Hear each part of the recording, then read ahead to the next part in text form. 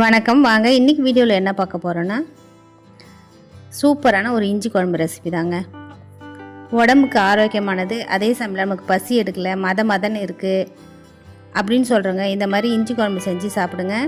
பசியும் நல்லா எடுக்கும், செரிமானத்துக்கு ரொம்ப ரொம்ப நல்லது. இதை ஒரு வாரம் கூட நீங்கள் வெளியில் வச்சு சாப்பிட்லாங்க. இட்லி தோசைக்கும் சேர்த்து சாப்பிட்டுக்கலாம். நம்ம சாதத்துக்கு மட்டும்தான் சாப்பிடணும்னு கிடையாது, இட்லி தோசைக்கும் சாப்பிட்டுக்கலாம். வாங்க எப்படி செய்யலான்னு பார்க்கலாம். ஒரு பாத்திரத்தில் சின்ன லெமன் சைஸ் அளவுக்கு புளியை ஊற வச்சுக்குவோம். இது ஊறுறதுக்குள்ளே நம்ம மசாலாலாம் வறுக்கணும். ஒரு கடாயில்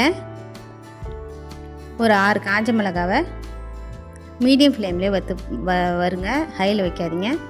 கூடவே 2 ஸ்பூன் அளவுக்கு தனியா கொத்தமல்லி சொல்லும் பார்த்தீங்களா, விதைகள், அதை சேர்த்துக்கோங்க. இப்போ 1 ஸ்பூன் சீரகம், 1 ஸ்பூன் மிளகு, இதையும் நல்லா வறுத்துக்கோங்க. வறுத்துட்டு பாத்திரத்தில் மாற்றி ஆற வச்சுக்கோங்க. இப்போது அதே கடாயில் எண்ணெய் விட்டுக்கோங்க.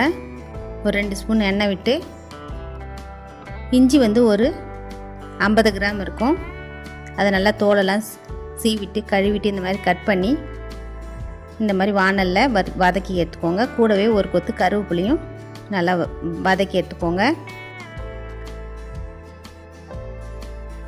ரொம்ப நேரம் வதக்கணும்னு கிடையாது, ஓரளவுக்கு வதக்கினா போதும். இப்போ ரெண்டையுமே ஆற வச்சுக்கணும். இப்போ ஃபஸ்ட்டு நான் மசாலாவை அரைச்சிட்டு வந்துட்டேன். அதுக்கப்புறமா இஞ்சி கருவேப்பிலையும் அரைச்சிக்கோங்க. தண்ணி தேவைப்பட்டால் விட்டு அரைங்க. தண்ணி விட்டு அரைக்கணும், அப்போ தான் மழை ஆகும். இப்போது புளியை நல்லா கரைச்சி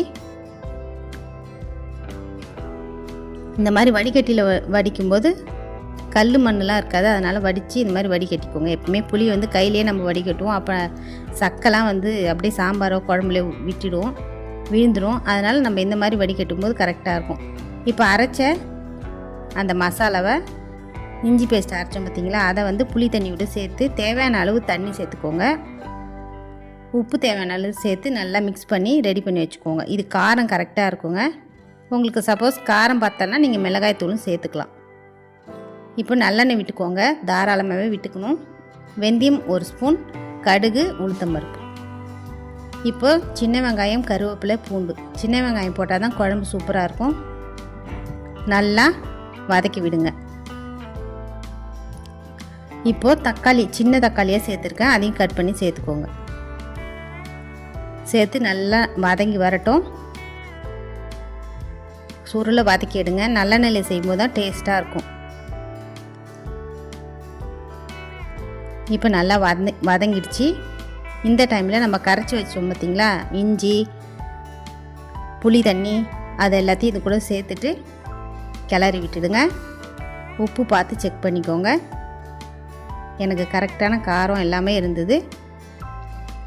இப்போ நல்லா கொதிக்குது பாருங்கள், நல்லா சுண்டி வரும். அந்த டைமில் அடுப்பை ஆஃப் பண்ணிட வேண்டியதாங்க.